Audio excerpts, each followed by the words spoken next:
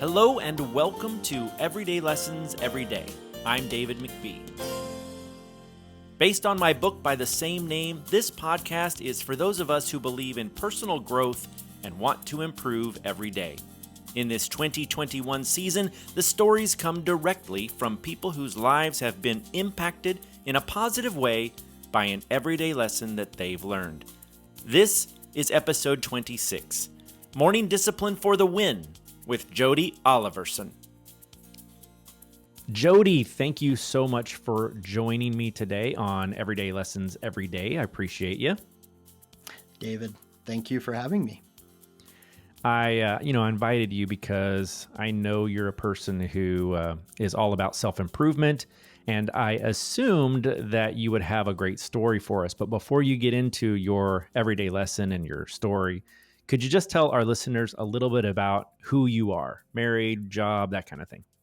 Sure. So yes, married. I have 3 children. I just had a daughter who got married. Well, I should say that differently. I have a daughter who got married recently. I work as a data scientist. I've been doing that for 6 years now. I started doing that while I was still in school. I am 43 years old, if that explains anything about me. Yes, I went back to school in 2013 with the goal of changing my circumstances. It was a big decision and took a lot of effort and was just an awesome thing that my wife encouraged me to do at 35. All right. So you go back to college, you become a data scientist. Yep. In less than 10 seconds, can you explain what the heck that is? So data scientist is someone who uses statistics to analyze big data. In my case, we're analyzing millions and millions of records of advertising data. All right. So you're, and I know you are in Salt Lake City, right? Yeah, technically Layton, Utah, which is about 20 minutes north of Salt Lake. So Utah is my home. All of the things that come with that. Okay. I love the life here in Utah. Well, let's change direction. Let's talk about the book that I assume it was a book, but it could always be a movie, a song, a poem. So tell us about where your everyday lesson came from. So in my case, my everyday lesson came from a YouTube video. Casey Neistat is a popular YouTube vlogger. He's a distraction for me. I watch his videos just for the distraction, look at the world in a different way. He interviewed a former lieutenant commander for the Navy SEALs, Jacko Willink, and it just resonated with me. The interview was based on this approach to waking up extremely early. And at the time I heard it, it was like, okay, that's just crazy. That's like, why would you do that? How early are we talking? We're talking like 4:00, 4:30 in the morning. Okay. So the method behind it is that discipline equals freedom. If you are able to live your life in a disciplined way, you can gain more freedom. And getting up early is a sign of discipline? Is that a military thing? So here's the thing. This is where I'll just quote what I heard. So let's say you're the most ultra motivated guy in the world. When the alarm clock goes off, there's at least 50% of the time where that soft little pillow is just caressing your head and you want to stay there. It takes discipline to go, nope, I'm going to get out of bed and I'm going to do what I'm supposed to do. The discipline that you have in that moment, you win that fight. You win that battle. That's a huge victory. Then you take that and you carry that pattern throughout the day. So like you get to work, you just start your day at that moment. For me, working from home, Um, you know, it created an environment where I was having a hard time staying focused. So, being a data scientist and a software developer, you have to create, you have to be creative. And it's hard to be creative in an environment where you're sitting at home, you're by yourself, and it's like, I could do anything I want with my time. Right. I think that is So, so topical right now. Like so many people have struggled with that in this year. right. Time management is probably one of the biggest self-help businesses out there, right? Yeah. Yeah. I know that for me, I just felt like my days weren't being effective. I wasn't approaching the day effectively. What this does for me is it immediately starts that day with that win, you know, and if I can wake up and have that control over my day from the moment I wake up, that's like the biggest thing. That's the biggest boost because then I can walk up into my office and at that hour of the day, nobody bugs you, right? Nobody else in your house is getting up that early. Slack messages don't start coming in until, for me, usually about 8 o'clock. So that gives me like 3 hours before anybody's really going to bug me. And what I can do with that time. So I'm saying for me, I start at 5 a.m. From 5 to 6 a.m., I get ready, I do the normal stuff. And then from 6 to like 8 a.m., I have a very rigid way I boot up my computer, the way I sit down and kind of go through that process of figuring out what I want to work on that day, what I want to discipline my day around. And the coolest thing is when you get done with that part of my day, I can like look at the rest of my day and go, wow, I'm going to finish early. I'm going to be able to, maximize my time with my family because I can be done with work. If I don't have other meetings or anything else going on, I can finish work at like 2 or 3 in the afternoon. Well, what does that mean for my kids? Well, considering what I was in the past, the salesperson that I was in the past, I didn't get home until 11 o'clock at night on nights where I had a deal working.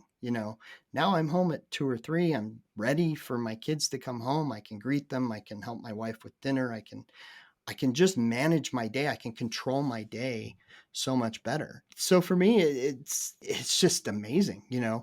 Every day also matters. If I don't do it for a day, I feel horrible. I feel like trash.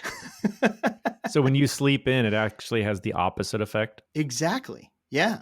It's like I failed. Like, how did I do that to myself? I failed, you know? I don't want to minimize this everyday lesson because it is powerful. I mean, it sounds, Jody, it sounds kind of lame on the surface, right? Get up early. Like, oh, yeah, that's a clever one. Yeah. But I got to tell you, I have heard that over and over and over. I listen to the School of Greatness podcast and I Yeah. hear his guests saying that all the time. I recently read Robert Iger's new book. He was the former CEO of Disney, and he Uh-huh. talked about how he gets up early every morning and does his workout, plans his day before anybody else. And I really think there's value in that. Personally, I get up earlier than I officially have to, right? Like you and I both have to be on Slack by 9 a.m. ish, Sure. right? Like we Yep. have a very flexible schedule, but that's when we're expected to be there. My wife's a teacher, so she gets up at 6. I get up with her. I'm at the computer by 7, so I've got a couple of hours of that quiet time as well. And I think it is so valuable. In fact, when she's off for a snow day or a vacation day and she sleeps in a little, I let myself sleep in a little bit too. And I feel that same, like I'm behind the 8 ball all day because of it. I'm like, you need to go back to work so I can get up earlier because I Right. don't have that discipline. So I'm gonna take away something from this podcast. I'm also going to make sure that I get up earlier, even when it's on me to do so, not just because everybody else is getting up. So thank you. Excellent. Who was the general in the or the The lieutenant commander is Jacko Willink, and he wrote the book Extreme Ownership. He has several other books. Extreme Ownership is probably his most popular. He does his own podcast. He's a very intense individual. You listen to him talk and it's like, okay, I have to listen. This guy is serious about what he's talking about. And I just, because of that, because it was like, listen, this is easy. This is something that you need to do. And the way he says, you win that fight, you win that battle. It's intense. It's like, okay, I need that. I need to be winning. It's stupid, but you think about, is it Charlie Sheen? It was like, I'm winning, winning. Hashtag That winning. whole hashtag winning. Yeah. It seems silly, but that attitude of looking for the win, looking for that way that you are accomplishing something different that creates freedom for you, that whole concept of discipline equaling freedom and how today matters, today is important, is huge. It changed my whole way of looking at a day, because you wake up, you go up into your office, and for me, it's literally that fast. I wake up, I stand up, I walk upstairs and go into my office, and that is my time. Wait, do you put on pants? Well, it depends. I sleep, in shorts. I'm a shorts guy. How many of us are on Zoom these days and we're wearing pajama pants or shorts on the lower half? I swear. That's a whole nother conversation for somebody else to talk about how they shower and like do their hair before they get on their Zoom call. I'm like, yeah, throw the hat on, make sure it's a shirt that I wasn't wearing yesterday in a Zoom call, and I'm good. Yeah, I hear you. I don't want to minimize this idea of an easy win. Getting up early is an easy win, and that's a great everyday lesson for people to take away. Yeah. But it reminds me of, and this came from another military author, Admiral William McRaven wrote the book, Make Your Bed, Little Things That Can Change Your Life. He teaches that if you just make your bed every day, that also is a win. That's also the discipline that can get your day started in the right direction. So, get up early, make your bed. Those are a couple of really solid takeaways.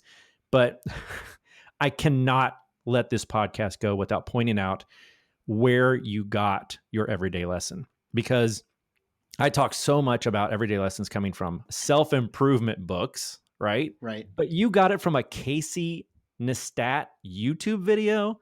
I mean, that guy, I love him. I watch his drone videos, right? He's all about technology and stuff. He's a little bit crazy, right? He's like, here's what it's like to fly over the Pacific Ocean in an airplane with a shower, right? And like, yeah. You don't expect to find an everyday lesson from a guy like that. But kudos to you for having your mind open to hear something that literally changed your life, Jody. That's fantastic. The thing about Casey that I like is he is a very driven individual as far as, consistently looking at his life and evaluating where he is. He also has one of the coolest offices of anyone I know. And that was one of the reasons why I started watching his stuff, is because I saw a video where he went through like, this is the way I organize my office. And this is why I have my, this one desk that he uses to create visual things for his videos. And I thought it was so cool. I went out to IKEA and I bought a bunch of different things for my office, and I started really focusing on what I wanted my office to look like and the things I wanted to have around me to kind of create my space. That was another lesson that I learned. And it's interesting. It also came from him, but having your own space where you can feel comfortable is a big deal when you work from a home office. Anyway, there's a lot of good books on the Zen that comes from that kind of meditative state that you can get into when you're in a space that you feel totally comfortable. That's good too. Lots of good takeaways here, especially in 2020 with some of us, working from home for the first time. I started working from home over 10 years ago. And I got to say, it took me at least a year or maybe even 2 to really get my groove. So, Oh, right. Yeah. people who came home in March, they're still trying to figure it out. So hopefully they'll get some good takeaways from this. Yeah, I remember that first few months of working from home officially after I had graduated school. When I graduated and started working from home, that first few months were the worst because I would wake up and it was like, well, I worked on that for an hour and I need to go eat something, or I need to go talk to my wife about this, or I need to, and I could come up with some of the best excuses, like for distracting myself away from my desk and away from my computer. There is that time you need to step away. Like I go take walks with my dog. I have aquariums in my house. I go feed my fish, things like that. Yes, we need to get away. We need to clear our heads.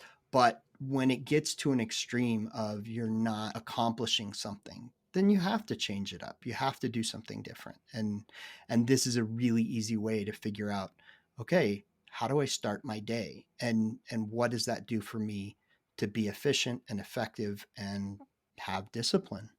All fantastic stuff. I really enjoyed this interview with you, Jody. Thank you so much for sharing all of this wisdom. And with that, I'm going to let you go. Thank you so much for your time today. Appreciate you. Thank you, David. You're awesome. I appreciate it. All right. Bye-bye. Bye. So I don't know about you, but I feel like that was the perfect shot in the arm for those of us who work from home. What a great lesson to implement in this new year. Get up early and get the win.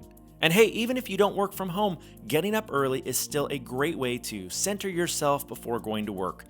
That quiet time before everyone else is up and the emails and texts start rolling in, it's a great time to be productive and start your day off with a win. And so I challenge you to implement Jody's lesson in your life. Write morning win on your wrist. When you're ready for bed tonight, look at your wrist and try setting your alarm for 5 or 6 a.m. or whatever time you feel will give you that win and that quiet time to be productive. Get up early tomorrow, get the win, and see how it impacts the rest of your day. Let me know what happens when you implement this lesson by reaching out to me personally or posting your story on social media with the hashtag EverydayLessonsEveryday. And if you like this podcast, please share it with a friend. Let's see if together we can make the world a better place. Finally, if you or someone you know has an everyday lesson that they'd like to share, I'd love to hear from them. Put us in touch. I can be reached at david@davidmcbee.com. I'll see you next time. Now go out there and do something awesome.